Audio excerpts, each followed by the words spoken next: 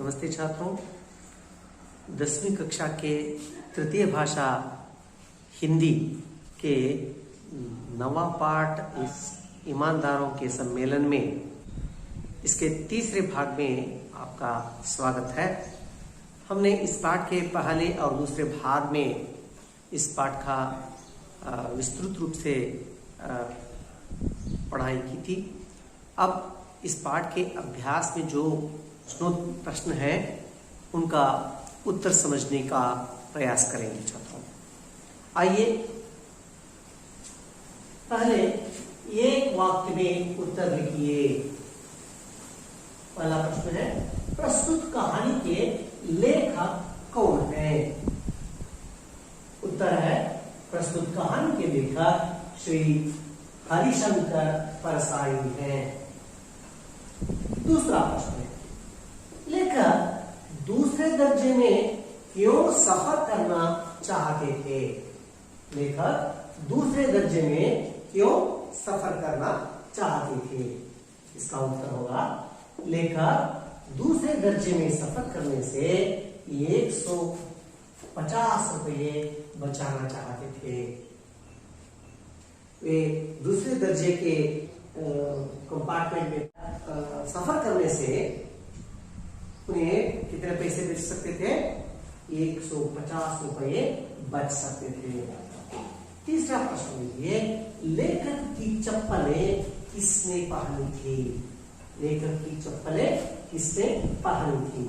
इसका उत्तर है, लेखक की चप्पलें सम्मेलन में आए एक ईमानदार डेलीगेट ने पहनी थी। किसने पहनी थी? सम्मेलन में ईमानदारों के का सम्मेलन जो हो रहा था, उस सम्मेलन में आए एक ईमानदार डेलीगेट चप्पलों को पहनी थी। चौथा प्रश्न ये, स्वागत समिति के मंत्री किसको डांटने लगे? स्वागत समिति के मंत्री किसको डांटने लगे? इसका उत्तर है, स्वागत समिति के मंत्री कार्यकर्ताओं को डांटने लगे। किनको डांटने लगे? कार्यकर्ताओं को डांटने लगे। लेखक पहनने के कपड़े कहां दबाकर सोए? लेखक पहनने के कपड़े कहां दबाकर सोए? उत्तर है, लेखक पहनने के कपड़े सिरहाने दबाकर सोए। कहां दबाकर सोए? सिरहाने ಅಂದ್ರೆ ತಲೆದಿಂಬಡಿಯಲ್ಲಿ ಇಟ್ಕೊಂಡು ಮಲಗಿದ್ರು। छठा प्रश्न देखेंगे, सम्मेलन में लेखक के भाग लेने से किन किन को प्रेरणा मिल सकती थी? लेखक के भाग लेने से सम्मेलन में किन किन को प्रेरणा मिल सकती थी? सम्मेलन में लेखक के भाग लेने से ईमानदारों और उदीयमान ईमानदारों को प्रेरणा मिल सकती थी। लेखक को कहां ठहराया गया? उत्तर है, लेखक को होटल के एक बड़े कमरे में ठहराया गया। आठवां प्रश्न देखेंगे, ब्रीफ केस में क्या था? ब्रीफ केस में कागजात थे। नवा प्रश्न, लेखक ने धूप का चश्मा कहां रखा था? उत्तर है, लेखक ने धूप का चश्मा टेबल पर रखा था। और 10वां प्रश्न देखेंगे, तीसरे दिन लेखक के कमरे से क्या गायब हो गया था? तीसरे दिन लेखक के कमरे से कंबल गायब था। अब दूसरा मुख्य प्रश्न देखिए, 2-3 वाक्यों में उत्तर लिखिए। इसमें पहला प्रश्न है, लेखक को भेजे गए पत्र में क्या लिखा था? लेखक को भेजे गए पत्र में क्या लिखा था? लेखक को भेजे गए पत्र में लिखा था, हम लोग इस शहर में ईमानदार सम्मेलन कर रहे हैं। आप देश के प्रसिद्ध ईमानदार हैं, प्रार्थना है कि आप इस सम्मेलन का उद्घाटन करें। हम आपको आने जाने का पहले दर्जे का किराया देंगे तथा आवास, भोजन आदि का उत्तम व्यवस्था करेंगे। दूसरा प्रश्न है, फूल मालाएं मिलने पर लेखक क्या सोचने लगे?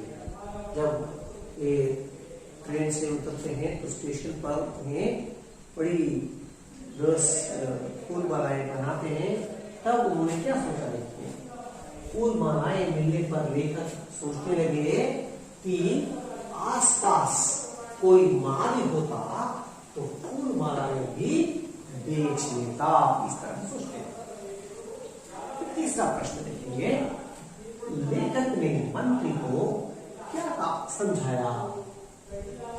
उत्तर देखेंगे, लेखक ने मंत्री को समझाया, ऐसा हरगिज मत करिए। ईमानदारों के सम्मेलन में पुलिस ईमानदारों की तलाशी ले, यहाँ बड़ी अशोभनीय बात होगी। फिर इतने बड़े सम्मेलन में थोड़ी गड़बड़ी होगी ही, इस तरह समझाते हैं।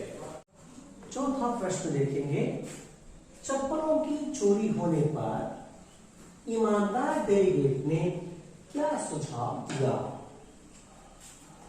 उत्तर देखिए, चप्पलों की चोरी होने पर ईमानदार डेलीगेट ने सुझाव दिया कि देखिए, चप्पलें एक जगह नहीं उतारनी चाहिए।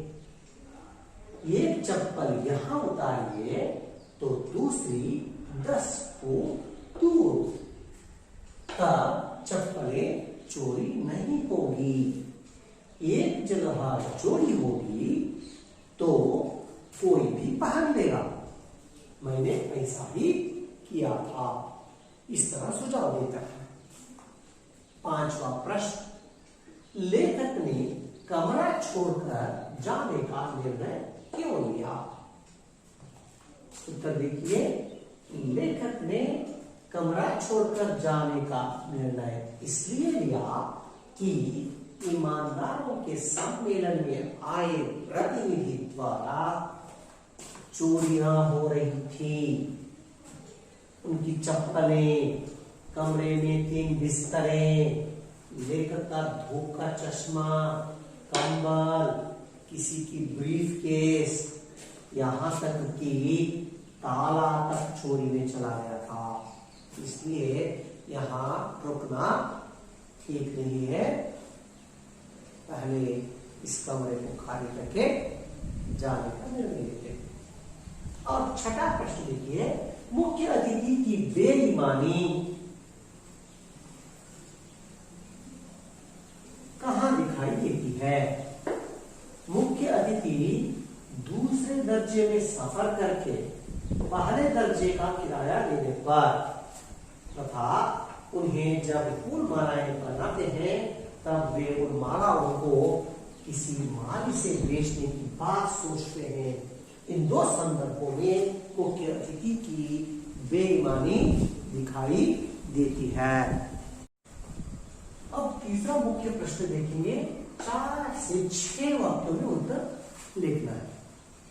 पहला प्रश्न है, लेखक के धूप का चश्मा खो जाने की घटना का वर्णन कीजिए। जब लेखक का धूप का चश्मा खो जाता है ना, तो उस घटना का वर्णन करने को कहा। लेखक दूसरे दिन गोष्ठियों में भाग लेने के लिए जाते समय देखते हैं तो उनका धूप का चश्मा गायब था। तो वे बिना धूप के चश्मा लगाए बैठक में पहुंचे। बैठक में 15 मिनट चाय की छुट्टी हुई। लोगों ने सहानुभूति प्रकट की। एक सज्जन आकर कहने लगे, बड़ी चोरियां हो रही हैं। देखिए, आपका धूप का चश्मा ही चला गया। वहां धूप का चश्मा लगाए थे, पहले दिन नहीं लगाए थे। गौर करके देखने से पता चलता है कि कि वह जो पहने थे वह लेखक का ही चश्मा था। वे पूछने लगे, क्या आपने चश्मा नहीं लगाए थे? तब लेखक ने कहा, रात को क्या चांदनी में धूप का चश्मा लगाया जाता है? मैंने कमरे के टेबल पर रख दिया था। वह बोले, तो कोई उठा ले गया होगा। वे लेखक का चश्मा लगाकर इत्मीनान बैठे थे।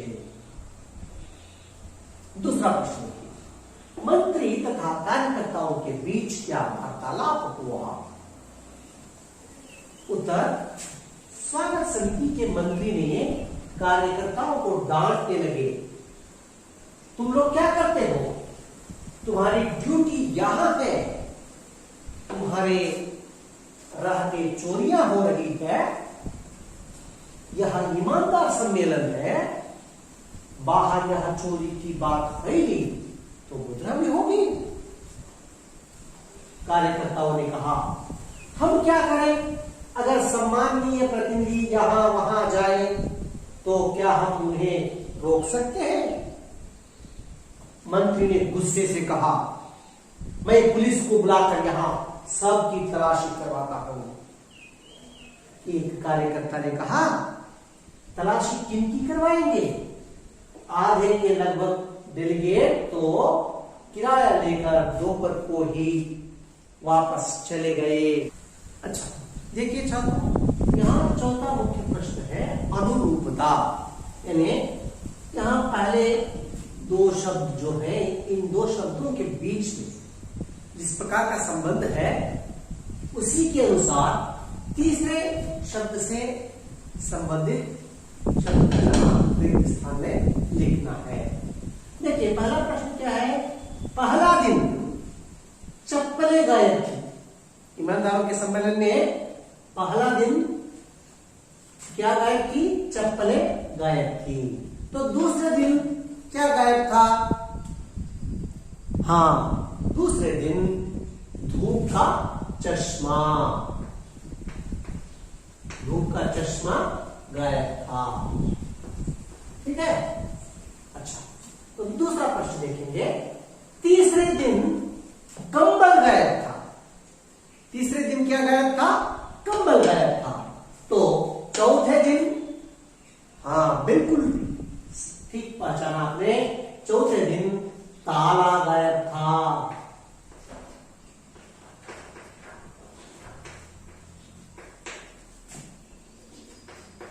है ना? अच्छा, तीसरा प्रश्न देखेंगे, रिक्शा तीन पहियों का वाहन। ऑटो रिक्शा मूर्गलिगिरितवलಕ್ಕೆ ಮೂರು त्रिचक्र वाहन, साइकिल दो पहियों का वाहन, दो पहियों का, पहिया में चक्र। ठीक है। चौथा प्रश्न देखेंगे, रेलगाड़ी पटरी, पटरी ಅಂದ್ರೆ रेल हड़िಗಳು कंबी। रेलगाड़ी किस पर चलती है? पटरी पर चलती है। तो हवाई जहाज, हवाई जहाज ಅಂದ್ರೆ एरोप्लेन, विमान आकाश में उड़ती है।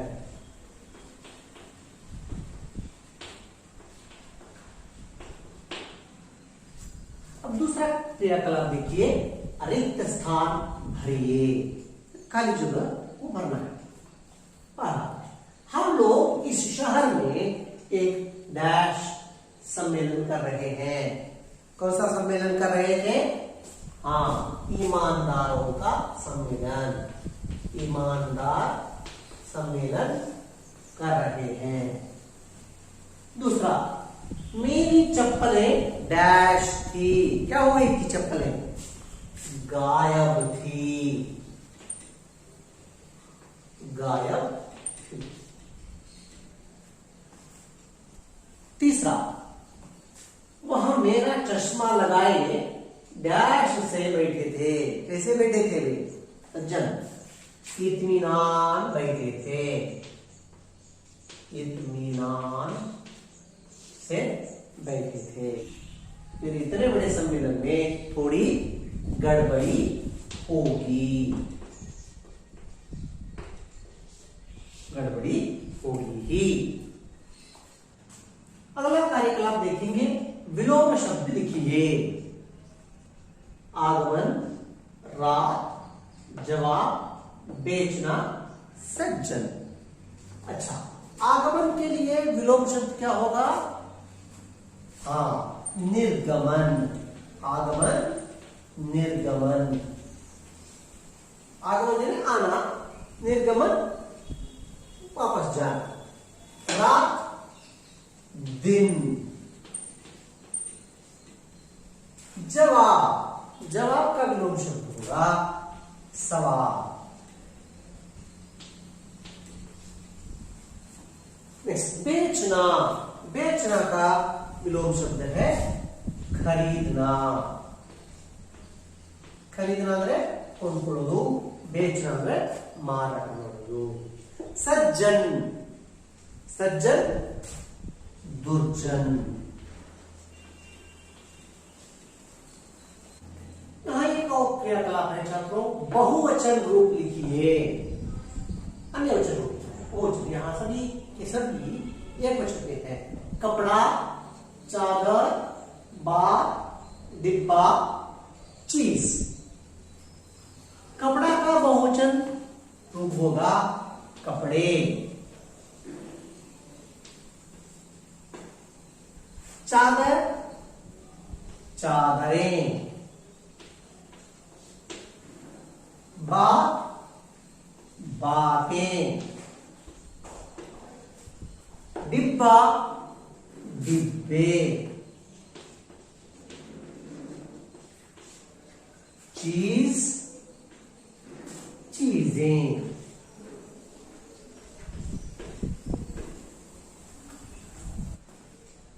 यहां एक और क्रियाकलाप है, प्रेरणार्थक क्रियारूप लिखिए। प्रेरणार्थक क्रियारूप, यहां क्रिया है, इसका प्रथम प्रेरणार्थक क्रिया और द्वितीय प्रेरणार्थक क्रियारूप लिखना है। ठहरना, ठहरना, ठहराना प्रथम प्रेरणार्थक क्रियारूप। ठहराना, ठहरवाना द्वितीय प्रेरणार्थक क्रियारूप है। उसी तरह धोना, धोना, धुलाना और द्वितीय प्रेरणार्थक क्रियारूप धुलवाना। देखना, दिखाना, दिखवाना।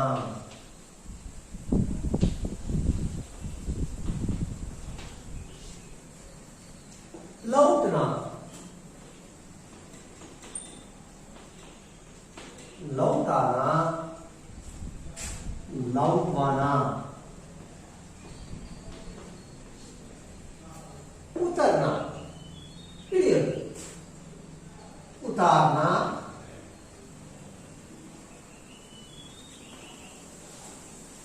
उतरवाना।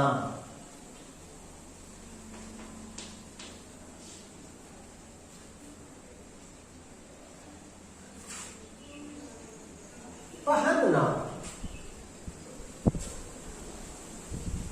पहनाना, पहनवाना।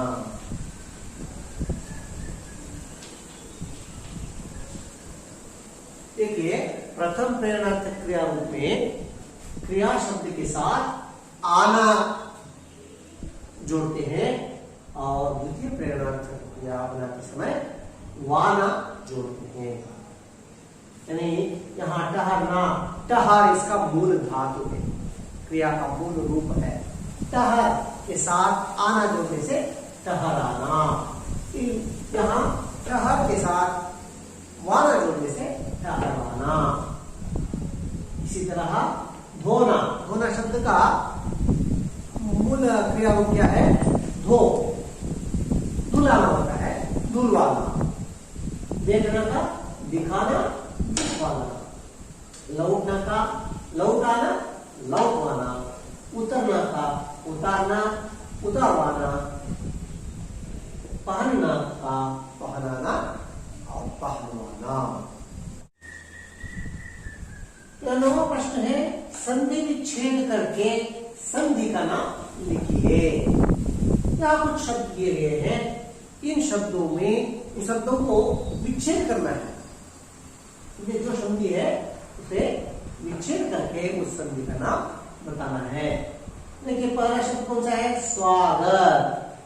दूसरा सहानुभूति, तीसरा सज्जन, चौथा परोपकार, पांचवा निश्चिंत और छठा सदैव। तो अब देखेंगे स्वागत। स्वागत शब्द को हम किस तरह विच्छेद कर सकते हैं? सु प्लस आगत क्या होता है? स्वागत। यहां उकार ऊ अक्षर के बाद आ कार आया है और इन दोनों को मिलाने से यहां वकार का आगमन हुआ है, यानी वकार में बदला है, इसलिए इसे यंड संधि कहते हैं। कौन सी संधि है? यहां यंड संधि है। सहानुभूति, इसे किस तरह विच्छेद कर सकते हैं? सहा प्लस अनुभूति। यहां किन किन अक्षरों के बीच संधि हुई है? ह अ के बाद फिर अ, इन दोनों को मिलाने से सहानुभूति यानी सजातीय अक्षरों का दीर्घ स्वर में बदला है, इसलिए इसे दीर्घ संधि कहते हैं। कौन सी संधि होती है? यह दीर्घ संधि। तीसरा सज्जन, इसे किस प्रकार विच्छेद कर सकते हैं? सत प्लस जन, सत प्लस जन सज्जन। तो यहां त व्यंजन आया है, त व्यंजन के बाद किसी दूसरे वर्ग का व्यंजन आया है, तब क्या हुआ? यहां त अक्षर जो है वह ज अक्षर में बदल गया, सज्जन।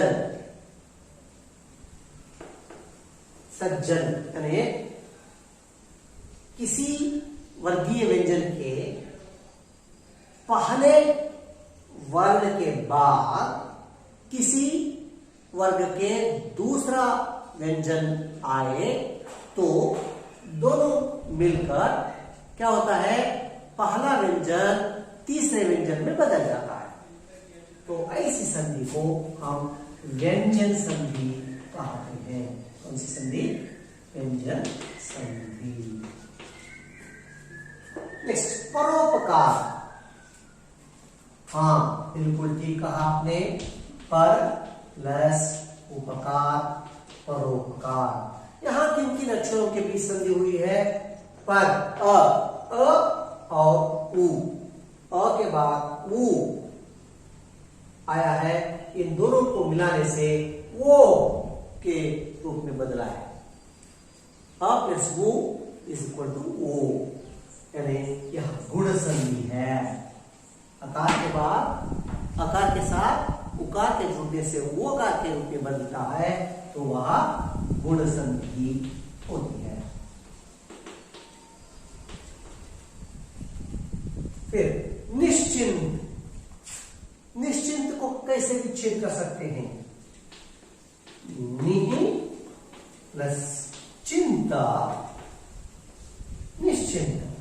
देखिए पहले शब्द, पहले अक्षर के बाद विसर्ग आया है, निहि प्लस चिंत। इस विसर्ग आने के बाद किसी दूसरा अक्षर आता है तो यह विसर्ग श के रूप में बदलता है। निश्चिंत, निहि पश्चिंत, निश्चिंत होता है, तो इसे विसर्ग संधि कहते हैं। कौन सी संधि? विसर्ग संधि। फिर सदैव, सदा प्लस एव, सदैव। आ के बाद ये अक्षर आया है और ये दोनों को मिलाकर आ प्लस ये आई हुआ, तो इसे वृद्धि संधि कहते हैं। वृद्धि संधि, वृद्धि संधि। समझ में आया? यहाँ देखिए एक और क्रियाकलाप, कन्नड़ में अनुवाद कीजिए। क्या करना है? कन्नड़ में अनुवाद करना। क्या क्या है वाक्य देखिए, हम आपको आने जाने का पहले दर्जे का किराया देंगे। ಅಂದ್ರೆ ನಾವು तमगे आने जाने का बंधु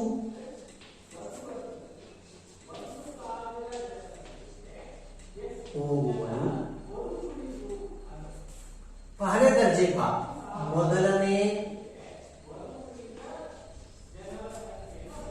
ದರ್ಜೆಯ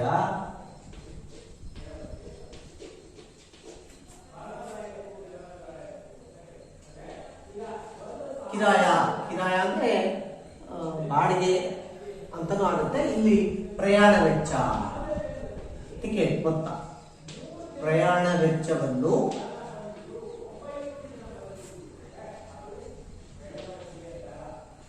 ಕೊಡುತ್ತೇವೆ।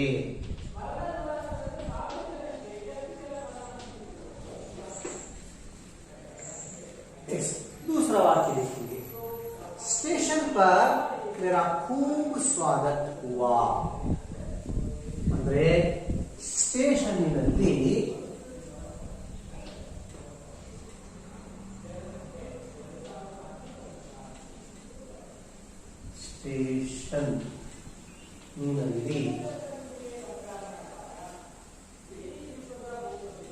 मेरा खूब स्वागत हुआ, ನನಗೆ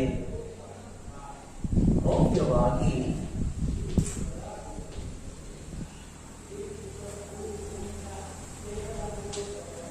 स्वागत कोरिदरू। देखिए चप्पलें एक जगह नहीं उतारनी चाहिए। ಅಂದ್ರೆ ನೋಡಿ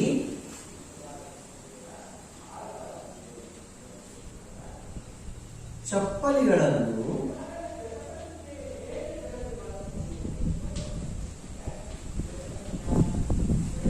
एक जगह पर ಅಂದ್ರೆ ಒಂದೇ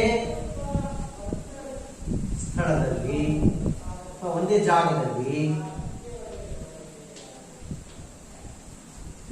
बिड़बारदू।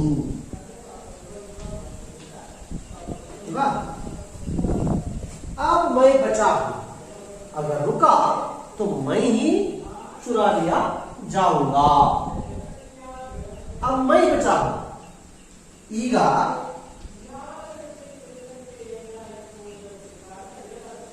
ನಾನು ಉಳಿದಿದ್ದೇನೆ।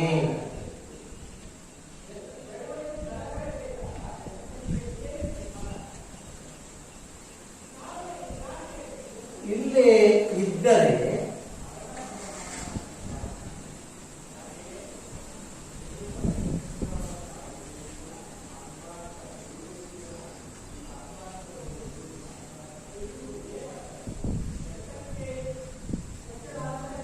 ನನ್ನನ್ನು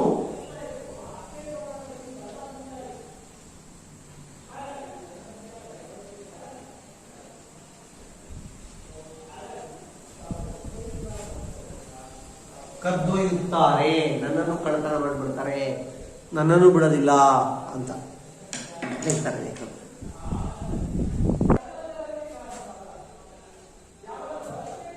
देखिए छात्रों, यहाँ एक विशेष प्रकार की क्रियाकलाप है।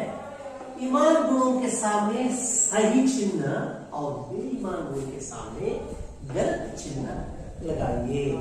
यहाँ कुछ वाक्य दिए गए हैं, इनको पढ़ना है और यदि ईमान गुण हो तो उसके सामने सही चिन्ह राइट मार्क लगाना है, और यदि बेईमानी का गुण हो तो गलत यानी इनटू मार्क लगाना है। देखेंगे पहला वाक्य लिखिए, दूसरे लोगों की वस्तुओं को वापस पहुंचाना। ಬೇರೆಯವರ ವಸ್ತುಗಳನ್ನ ಅವರಿಗೆ ಹಿಂದಿರುಗಿಸುವುದು। क्या यह ईमान गुण है या बेईमान गुण है? हाँ, ईमान गुण है, इसलिए सही चिन्ह लगाना है। चोरी करना, कಳ್ಳतನ ಮಾಡೋದು, हाँ बिल्कुल सही कहा आपने, यह गलत है, यह बेईमानी का गुण है, इसलिए गलत चिन्ह लगाएंगे। रास्ते में मिली वस्तुओं को पुलिस स्टेशन पहुंचाना, ರಸ್ತೆಯಲ್ಲಿ ಸಿಕ್ಕಂತ ವಸ್ತುಗಳನ್ನು ನಾವು पुलिस स्टेशन ಗೆ ತಲುಪಿಸೋದು सही है, ईमान गुण है। काम चोरी करना, काम चोरी करना ಮೈಗಳ್ತನ ಮಾಡೋದು, ಕೆಲಸ ಮಾಡದೆ ತಪ್ಪಿಸ್ಕೊಳ್ಳೋದು, बेईमान का गुण है ना। बगल में चोरी मुंह में राम राम करना, बगल में चूरी मुंह में राम राम करना ಅಂದ್ರೆ ಬಗಲಲ್ಲಿ ಚೂರಿ ಇಟ್ಕೊಂಡು ಕತ್ತಿ ಇಟ್ಕೊಂಡು ಬಾಯಲ್ಲಿ ಮಾತ್ರ ರಾಮ ರಾಮ ಅಂತ ಒಳ್ಳೆ ಮಾತನಾಡೋದು, ಅಂದ್ರೆ ಮನಸ್ಸಿನ ಒಳಗಡೆ ಕೆಟ್ಟ ಗುಣ ಇಟ್ಕೊಂಡು ಹೊರಗಡೆ ಮಾತ್ರ ಒಳ್ಳೆ ಮಾತಾಡೋದು, ಸರಿನಾ? ಅದು नहीं, बेईमान गुण है। झूठ बोलना, सुन ಹೇಳೋದು, यह भी बेईमान गुण है। ನೇಕ ಮಾರ್ಗದ ಚಲನ ಅಂದ್ರೆ ಒಳ್ಳೆಯ ಮಾರ್ಗದಲ್ಲಿ ನಡೆಯುವುದು, ईमान। जानबूझकर गलती करना, ಉದ್ದೇಶಪೂರ್ವಕವಾಗಿ ಬೇಕು ಬೇಕು ಅಂತಲೇ ತಪ್ಪಡೋದು बेईमान गुण है। ಬಹಾನಾ ಬನಾನಾ, ಬಹಾನಾ ಅಂದ್ರೆ ನೆಪಗಳನ್ನ ಸಬೂಬುಗಳನ್ನ ಹೇಳೋದು, ಸುಳ್ಳೆ, यह भी बेईमान गुण है। सच बोलना, निज है, ईमान गुण है।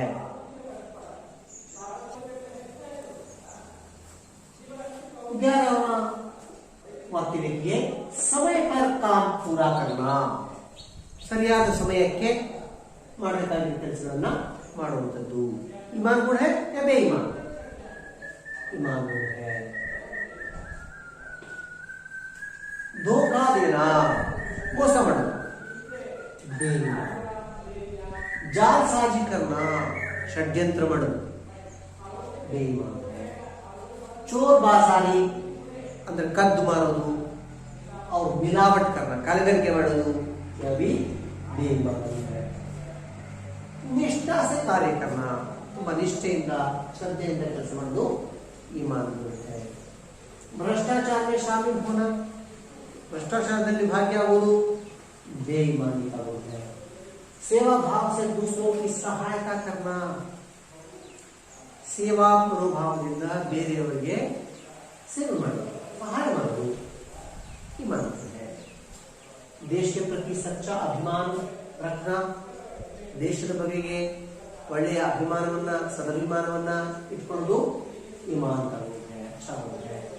सच्चे भाव से बड़ों का आदर करना, ಒಳ್ಳೆಯ ಭಾವನೆಯೊಂದಿಗೆ ಹಿರಿಯರ गौरविಸುವುದು ईमान का गुण है। अपने सहपाठियों के साथ भाईचारे का व्यवहार करना, ನಮ್ಮ ಸಹಪಾಠಿಗಳೊಂದಿಗೆ ಸಹೋದರತೆಯಿಂದ ಅಣ್ತಮ್ಮಂದಿರ ಹಾಗೆ व्यवहारिಸುವುದು ईमान का गुण है, अच्छा गुण है। ठीक है, अच्छा छात्रों, अब तक हमने ईमानदारों के सम्मेलन में इस पाठ के पहले, दूसरे और तीसरे भागों को भी देखा। आशा है कि आप लोगों को यह पाठ समझ में आ गया होगा। और भी एक बार ठीक तरह पढ़िए और समझिए और दिए गए अभ्यास में दिए गए सभी प्रश्नोत्तरों को लिखिए। लिखकर अपने अध्यापक को दिखाइए। और इस पाठ के अंत में आपको गृह कार्य के रूप में मैं 2 प्रश्न दे रहा हूं। पहला प्रश्न है, सम्मेलन में लेखक को कौन से अनुभव हुए, संक्षेप में लिखिए। ಲೇಖಕರಿಗೆ ಸಮ್ಮೇಳನದಲ್ಲಿ ಯಾವ್ಯಾವೆಲ್ಲ ಅನುಭವಗಳು ಆದವು ಅವುಗಳನ್ನು ಸಂಕ್ಷಿಪ್ತವಾಗಿ ಬರೆಯಿರಿ। दूसरा प्रश्न, इस पाठ के 12वां प्रश्न में दिए गए चित्र देखकर कहानी रचिए और उसके लिए एक उचित शीर्षक दीजिए। ಈ ಪಾಠದ ಪಠ್ಯಪುಸ್ತಕ ಇದೆಯಲ್ವಾ, ಆ ಪಠ್ಯಪುಸ್ತಕದಲ್ಲಿ 9ನೇ ಪಾಠ ಇಮಾನ್ದಾರರ ಸಮ್ಮೇಳನ ಮೇಲೆ ಅಭ್ಯಾಸದಲ್ಲಿ 12ನೇ ಮೇನಲ್ಲಿ ಮೇನ್ ಪ್ರಶ್ನೆಯಲ್ಲಿ ಒಂದು ಚಿತ್ರ ಕೊಟ್ಟಿದ್ದಾರೆ, 2-3 ಚಿತ್ರ ಕೊಟ್ಟಿದ್ದಾರೆ. ಒಂದು ಆಟೋ ರಿಕ್ಷಾ, ಒಂದು ಪ್ರಯಾಣಿಕರು ಏನೋ ಇದೆ. ಆ 3 ಚಿತ್ರಗಳನ್ನು ನೋಡಿ ಅದು ಒಂದು ಕಥೆಯನ್ನ ಹೇಳಿಬೇಕು, ಒಂದು ಕಥೆಯನ್ನು ರಚಿಸಬೇಕು. ಆ ಕಥೆಯನ್ನು ಬರೆದು ಅದಕ್ಕೊಂದು ಸರಿಯಾದ ಶೀರ್ಷಿಕೆಯನ್ನ, ಅಂದರೆ ಅದಕ್ಕೊಂದು ಹೆಸರನ್ನ, ತಲೆ ಬರಹವನ್ನ ಕೊಡಬೇಕು. ಇದಿಷ್ಟು ಈ ಪಾಠಕ್ಕೆ ಸಂಬಂಧಪಟ್ಟಂತೆ ನೀವು ಮಾಡಬೇಕಾದಂತಹ ಗೃಹ ಪಾಠ. अच्छा, ठीक है, नमस्कार।